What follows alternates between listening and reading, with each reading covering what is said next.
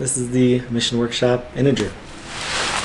So you can go ahead and swing it around. I have these Velcro tabs that keep coming off. I actually don't know if you should even try to do that, but essentially you can just pick it up from this little thing and pull it open like that. If you do this, maybe use magnets or sew in the Velcro so it actually stays.